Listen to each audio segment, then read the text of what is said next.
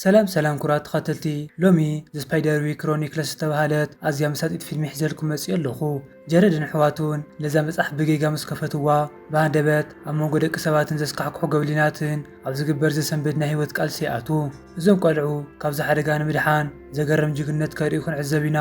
ላይክ፣ ሼር ከምኡውን ሳብስክራይብ ብምግባር እንጀምር። ዛንታና ጀረድ ብዝተባሃለ ቆልዓ እዩ ዝጅምር። ጀረድ እቲ ኣረጊት ገዛ ቁሩ ዘገርም ኮይኑ ተሰሚዕዎ ነበረ። ካብ ውሽጢ እቲ መንደቕ ዘገርም ዳሂ ብቐጻሊ ይስማዕ ስለ ዝነበረ መኾስተር ብምሓዝ ሓደ ብሓደ ነቲ መንደቕ ክወግኦ ጀመረ። ኣብ ውሽጡ ብርግጽ ሓደ ዝተሓብአ ነገር ነይሩ እዩ። ሓብቲ ማሪሎ ነቲ ዳሂ ምስ ሰምዐት ንኽትክልክሎ ብጉያ መጸት። ምናልባት ኣናፁ ክኾነ ይኽእላ እየን ድማ በለቶ። ማሪሎ ነታ በትሪ መንጢላ ሓንሳብ ብእግራ ምስ ወቕዖቶ እቲ ምሉእ መንደቕ ፈረሰ። እቲ ቦታ ሓደ ዝተደብረየ ኣረጊት ናይ ኣቑሑ መደየቢ ኮይኑ ጸንሐ። እቲ ዝያዳ ዘገርም ድማ እቲ ጠፊኡ ዝነበረ መፍትሕ መኪና ኣዲኦም ሄለን ኣብኡ ነበረ። መዳልያ ናይ ማሪሎ እውን ኣብኡ ጸንሐ። ብንኡ ንጃረድ ጠርጠረቶ። ነቲ ዝተበላሸወ ቦታ ከጽርይዎ ድማ ኣዘዘቶ። ጃረድ ኣብ ጸገም ወደቐ። ዝብሎ ነገሩ እኳ እንተደለየ ክዛረቦ ዝኽእል ወላ ሓደ ነበረን። ብውሽጢ ግና ኣዝዩ ሓሪቑ ነበረ። ድሕሪኡ ኣብ ትሕቲ ሓደ መተርኣስ ሓደ ዘገርም መፍትሕ ረኣየ እሞ እንጥዩነቱ ብዝያዳ ተላዓለ። ጃረድ ናብቲ ብደወረና ዝተሸፈነ ናይ ኣቑሑ መደያየቢ ኣተወ። ነዚ ጉዳይ ክሳዕ መወዳእታ ክበፅሖ ነበሮ። ነቲ ገመድ ሰሓቦ። እቲ መደያየቢ ድማ ክሳዕ ሓንቲ ዝተሓበአት ክፍሊ ንላዕሊ ደየበ። እቲ ቦታ ብዓለባ ሳሬቲ ብደሮናን ተሸፊኑ ነበረ። ንነዊሕ ግዜ ዋላ ሓደ ሰብ ናብኡ ኣይመፀን። መብራህቲ ኣብቲ መንደቕ ናብ ዝነበረ ስእሊ ኣቢሉ ምስ ኣብርሀ ጃረድ ደረቐ። እቲ ኣብቲ ስእሊ ዝነበረ ሰብኣይ ኣቦ ሓጉእ ዝነበረ ኣርተር ስፓይደር ዊክ እዩ ነይሩ። ኣዲኡ ሓደ እዋን ኣርተር ቅድሚ 80 ዓመታት ከም ዝጠፍአ ጓል ኣርተር ዝኾነት ሉሲዳ ድማ ናብ ናይ ኣእምሮ ሕሙማት ትካላት ከም ዝተለኣኸት ጠቒሳ ነበረት። ድሕሪኡ ጃረድ ናብ ልቡ ተመልሰ። ኣብ ቀረቡ ዝነበረ ናይ ዕንፀይቲ ሳጹን ልክዕ ከምታ ወዲኡ ዝነበረት መፍትሕ ዘለዋ ምልክት ከም ዘለዎ ዝተባህለ ምስ ከፈቶ ሽታ ናይቲ ኣረጋውቲ ነገራት ብኡ ንብኡ ሃረሞ። ኣብኡ ምስ ኮርኮረ ብቆርበት ዝተጠቕለለ ሓደ ዘገርም መጽሓፍ ረኣየ። ኮይኑ ግን ቅድሚ ምኽፋቱ ኣብ ድሕሪኡ ሓደ ዳሃይ ተሰምዖ። ኣብቲ ብደወረና ዝተሸፈነ ጠረጴዛ ብሃንደበት ቃላት ተጻሒፎም ተረኣዩ። ንጀረድ ብቐጥታ ዝተዋሃበ መጠንቀቕታ ነበረ። ንሱ እውን ሕጂ ውፃእ ዝብል ነበረ። ኣብ ጥቑ ዝነበረ ባትሪ ብባዕሉ ክዘውር ጀመረ። ራዕዲ ድማ ወረሮ። ጃረድ ነቲ መጽሓፍ መንጢሉ ናብ ክፍሊ ብጉያ ተመልሰ። ምስ ሃደአ በቲ ባትሪ ገይሩ ነታ መጽሓፍ ከጽንዓ ጀመረ። ኣብ ውሽጢ እቲ ገበር ዝተሓብአት ወረቀት ገለጸ። እታ ወረቀት ነዚ ኣይተንብቦ ህይወት ካብዚ ተመርኮሰ እዩ ትብል ነበረት። ጃረድ ግን ግደይ ነበሮን ክገብሮ ከምዘይብሉ ብዝተነግሮ መጠን ብዝያዳ ክፈልጥ ደለየ። ካልኣይ ግዜ ከይሓሰበ ብንብኡ ነቲ ማሕተም ቀደዶ። ሓደ ምስጢራዊ ሓይሊ ካብቲ ገዛ ናብ ደገ ተዘርግሐ።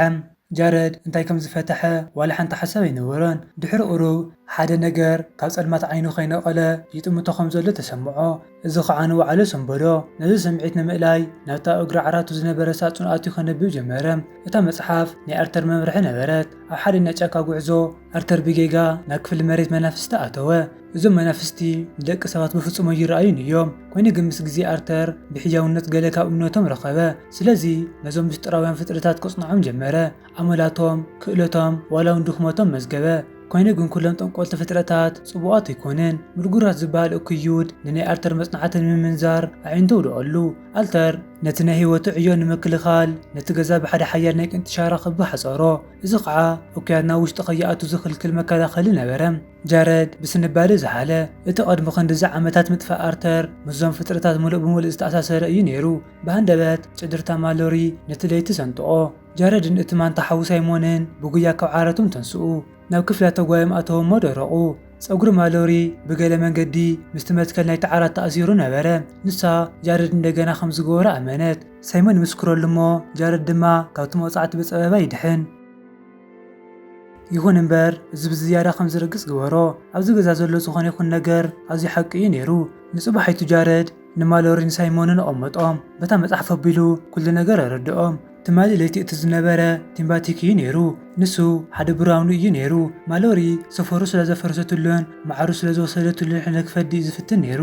ማሎሪን ሳይሞንን ኣእምሮኡ ዝሰሓተ እዩ መሲልዎም። ኮይኑ ግን ናብ ውሽጢ ምስ ተመልሱ ሓደ ሓያል ንፋስ ቆጽሊ ሒዙ ብስቕታ ናብ ጃረድ ገጹ ነፈሰ። ብጉያ ናብ ውሽጢ እቲ ቃንጥሻራ ክቢ ዘለለ። ቲምባቲክ እንደገና ጀሚርዎ ነበረ። ስለዚ ጃረድ ሓደ ንእሽተይ ሞዴል ገዛ ሰናድአ። ንኩሉ እቲ ካብቲ መንደቕ ዝተወሰደ ነገራት መለሶ። ከምኡ ግን መዓርን ብስኩትን እተወሉ። እዚ ናይ ቲምባቲክ ዝፈትዎ መግቢ እዩ። ኩሉ ሒዙ ድማ ናብዛ ዝተሓብአት ክፍሊ ደየበ። ኣብ ሓንቲ ብሽኩቲ ማዕረንጢኡ ተጸበየ ምስ ተበራበረ እቲ ማዓር ተወዲኡ ነበረ ኣሰር ናይ ትርፍራፍ ብሽኩቲ ተኸተለ ብሃንደበት ድማ ገጽ ንገጽ ተራኸቡ ክልቲኦም ድማ ሰንበዱ ቲምባቲክ ብእንብኡ ተሰወረ ጃረድ ካልእ ብስኩቲ ምስ ሃቦ ግን ክጻወሮ ይከኣለን ቀሲሉ ለመም እንዳበለ ተመልሶሞ ክበልዕ ጀመረ ጃረድ ነዚ ኣጋጣሚ ብምጥቃም ብዛዕባ እታ መጽሓፍ መብርሒ ንቲምባቲክ ተወከሶ ቲምባቲክ ነተን ዓመታት ዝሓለዋ መጽሓፍ ከም ዝተረኽበትን ከም ተኸፍተትን ምስ ረኣየ ኣእምሮኡ ሰሓተ ከም ዕውድ እናጨደረ ናብ ሓደ ገዚፍ ቆጻሊ ተቐየረ ጃረድ ዝያዳ መዓር ረፈወሉ እዚ ድማ ሓገዝ ቲምባቲክ ሃደአ ድሕሪኡ ንጃረድ የጠንቅቆ እታ መጽሓፍ መምርሒ ካብቲ ናይ ቁንጥሻራ ከቢ ንደገ ፈጺማ ክትወፅእ የብላን ጃረድ ኣንፈተ ዒንቱ ተኸቲሉ ብመስኮት ንደገ ረኣየ ሳይሞን ድማ ብሃንደበት ካብ ዘይፍለጥ ኣንፈት ክወድቕ ረኣዮ ቲምባቲክ ሓደ ትርኢት ዘርኢ እምኒ ደርበየሉ ጃረድ በቲ ቀዳድ ናይቲ እምኒ ኣቢሉ ረኣየ ሓያለ ጎብሊን ንሳይሞን እናጎተቱ ክወስድዎ ረኣየ ጃረድ ንመጠንቀቕታ ትንቢታ ክሕሽሽ ብምባል ነቲ መጽሓፍ ሒዙ ናብ ጫካ ብጉያ ኣተወ ነቲ ኣሰር እናተኸተለ ምስ ከደ ኣብ ማእኸል ጫካ ሓደ ባርዕ ሓዊ ረኸበ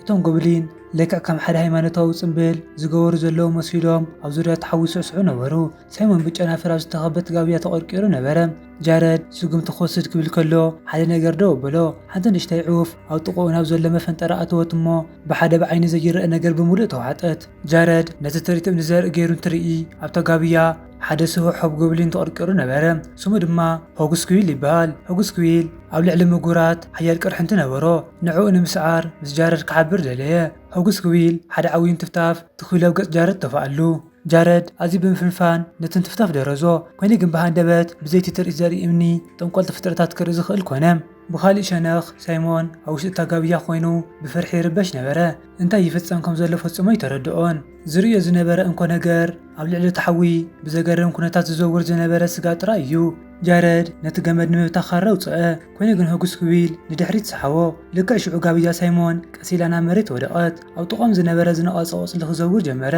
ሓደ ድኹም ዝመስሊ ኣረጊት ሰብኣይ ካብ ዘይፍለጥ ቦታ ተቐልቀለ ፈጺሙ ጉድኣት ዘይገብር ዝመስል እዩ ነይሩ ኮይኑ ግን ሆጉስ ኩዊል ንጃረድ ብእንብኡ ጠንቅቆ እቲ ዝርዮ ነገር ናይ ሓቂ ኣይኮነን እዚ ልክዕ ምጉራት ክሪኦ ዝደልዮ ነገር እዩ ሽዑ ሓንቲ ዑፍ በረረት እሞ ሆጉስ ኩዊል ርእሱ ክቃጽር ስለዘይከኣለ ድድሕሪኣ ጐየየ ንጃረድ ድማ ምስቶም ጎብሊንን ምስቶም ምጉራትን ቦይኑ ገደፎ ምልጎራት ንሳይሞን ፈተሾ ኮይኑ ግን እታ መጽሓፍ ክረኽቦ ኣይከኣለን ዝረኸቦ እንኮ ነገር ስእሊ ስድራ ቤት እዩ ነይሩ ነቲ ጌጋ ቆልዓ ከም ዝሓዙ ተረድኦ ስለዚ ምጉራት ነቲ መጽሓፍ ከምፁ ኣሊሉ ንሳይሞን ዝፈነዎ መሲሉ ታልሎ ሳይሞን ርሕቕ ምስ በለ ምልጎራት ንኩሎም ስድራ ቤት ግርየስ ክድምስስዎም ንጎብሊናት ኣዘዘ ጃረድ ኣብ ድሕሪኦም ተሓዊኡ ኩሉ ሰምዖ ብጉያ ወፂኡ ናብ ሳይሞን ከደ እቶም ክልተ ኣሕዋት ልክዕ ኣብ ውሽጢ እቲ ናይ ቁንጥሻራ ክቢ ክኣቱ ክብሉ ከለዉ ሓደ ጎብሊን ንሳይሞን ናብ መሬት ኣውዲቑ ኣብ እግሩ ነኸሶ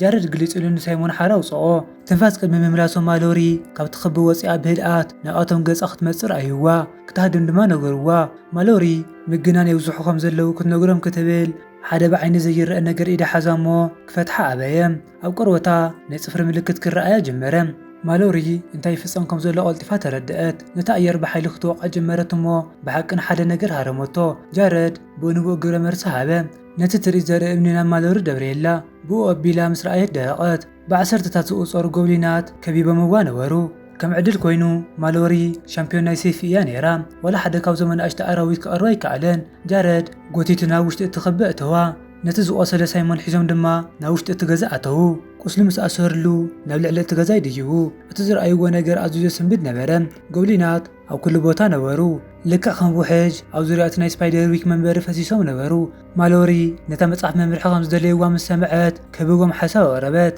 ሽዑ ትንቢታክ እንደገና ተቐልቀለ ብጣዕሚ ተሪር ኮይኑ ነበረ እታ መጽሓፍ መምርሒ ኣብ ኢድ ምልጉራት ክትወድቕ የብላን እንተወዲቓ እዛ ናይ ጠንቆልቲ ዓለምን ናይ ደቂ ሰባት ዓለምን ክልቲአን ካብቃዓ እየን ሳይሞን ብሃንደበት ሓደ ሓሳብ መጸሉ ነታ መጽሓፍ ንምንዳድ ሓሳብ ኣቕረበ ቲምባቲክ ብንብኡ ነታ ሓሳብ ነጸጎ እታ መጽሓፍ ብስሕሪ ምትንቋልን ዝተሓለወት እያ ንብርሓዊ ክትንክዮ ይኽእልን እዩ ይብሎም ድሕሪኡ ጃረድ ሉሲንዳ ስፓይደር ዊክ ጓል ኣልተር ምዃና ዘከረ ንሳ ምስጢር ናይታ መጽሓፍ ክትፈልጥ ኣለዋ ኮይኑ ግን ገዛ ስፓይደር ዊክ ብጎብሊን ተወሪሩ ነበረ መውፅእ መንገዲ ነበረን ስለዚ ጃረድ ነታ መጽሓፍ ኣብቲ ሳጹን ብምእታው ቆለፋ እታ እንኮ መፍትሕ ድማ ንቲምባቲክ ሃቦ እቲ ዝቆሰለ ሳይሞን ናብቲ ቅድሚት እቲ ገዛ ብምኻድ ንጃረድ ማሎርን ብሕዊ እቲ ታነ ለቢሎም ክሳዕ ዘምልጡ ኣቐልቦ እቶም ጎብሊናት ንምስሓብ ክጭድር ጀመረ ኮይኑ ግን እቶም ጎብሊን ሓደ ዘይተለምደ ነገር ከም ዘሎ ተረዲኦም ጃረድ ንታምፒቲክ ስለ ዝሓሰቦ ነቲ መጽሓፍ መምርሒ ሽትኣ ብትሕቲ መሬት ክረኽብዎ ኸኣሉ።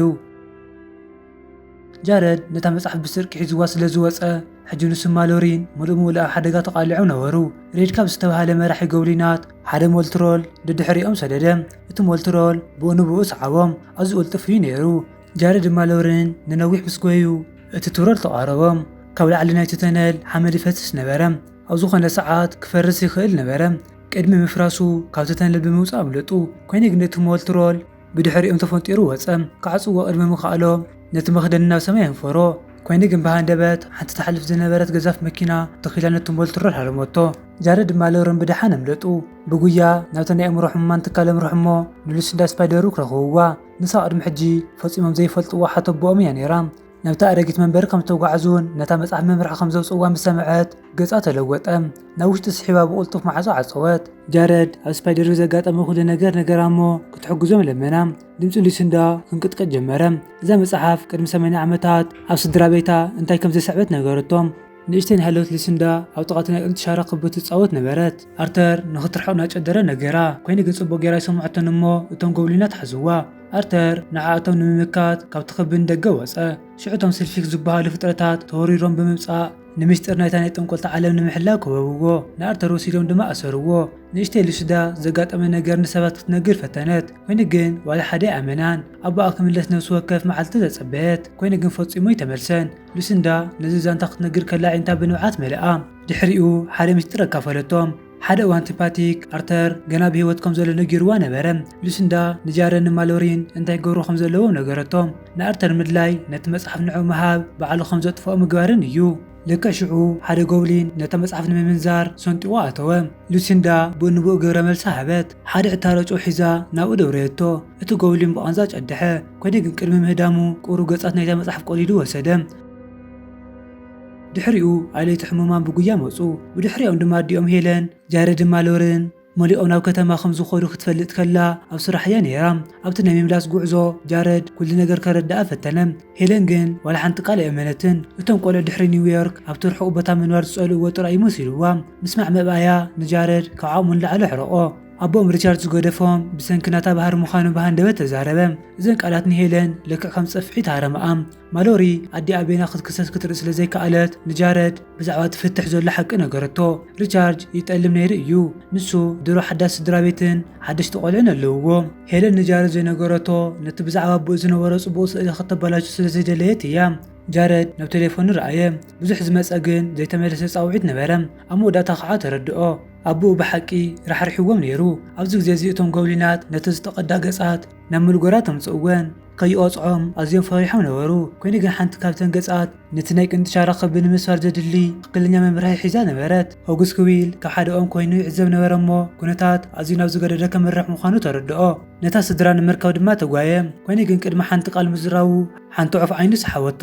ድድሕሪኣ ናብቶም ደይቡ በልዓም። ኣብ መወዳእታ ምስ ፀገበ ግዜ ከም ዘይበሎም ኣጠንቅቖም። ንምጉራት ደው ከብልዎን ተደልዮም ሎሚ ለይቲ ክኸውን ኣለዎ። ኦጉስ ክዊል ኣብ ማሎሪን ሳይሞንን እውን እንትፍታፍ ተፈኣሎም። ሕጂ ሰለስቲኦም ብዘይ ትርኢት ዘርኢ እምኒ ጠንቆልቲ ፍጥረታት ክርእዩ ይኽእሉ ነበሩ። ድሕሪኡ ጃረድ ብሃንደበት ሓንቲ ነገር ዘከረ። ናብ ውሽጢ ጎየየ። እታ መጽሓፍ ኣርተር ሓደ እዋን ግሪፎን ከም ዝነበሩ ትጠቅስ ነበረት። ምናልባት ንኣርተር ንምርካብ ክጥቀሙሉ ይኽእሉ እዮም። ማሎሪ እዚ ፈጺሙ ዕብዳን ኮይኑ ተሰምዓ። ኮይኑ ግን ጃረድ ነቲ ድግምት ዓዊሎም በዎ። ብኡ ንብኡ ድማ ሓደ በልሒ ጭድርታ ነቲ ኣየር ሰንጠቆ። እቲ ግሮፊን ናይ ሓቂ ነበረ። ብኣካል ድማ ኣብ ቅድሚኦም ተገለጸ። ኣዒንቱ ሓያላት ኮይኑ ግን ህዱኣት ነበራ። ክፉቐሶ ቢሉ ብምዝርጋሕ ንሰለስቲኦም ናብ ሰማይ ኣልዕሎም። ልክዕ ገነት ናብ ዝመስል ቦታ ክሳዕ ዝበፅሑ ድማ ብልዕሊ ጽቡቕ ጫካታትን ነዋሕቲ ናይ በረድ ሽንጥሮታትን በረሩ። ናይቲ ግሮፊን ምምጻእ ናይቶም ኣብኡ ዝነበሩ ስልፊስ ዘሰንብድ ነበረ።